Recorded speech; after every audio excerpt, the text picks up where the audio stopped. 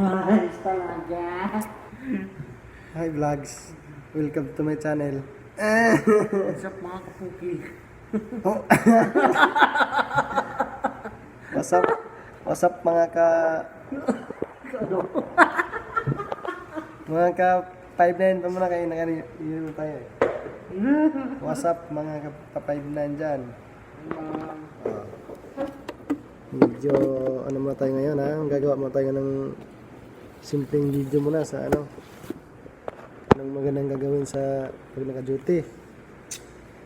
Ito ha, tip ko lang sa inyo ha, napakasimple lang. Una, pag inato ka, pikit ka lang. Ano? Pag antok-antok ka, Antok ka, pre. ganito ka lang. Antok ka, ganyan ka lang oh. Pero yung isang mata mo, gising. Tapos yung isang paa mo, ganun lang. Para medyo ganahan kapag yung may dumadaan, kanina, Meron gising naman ka. ka na eh.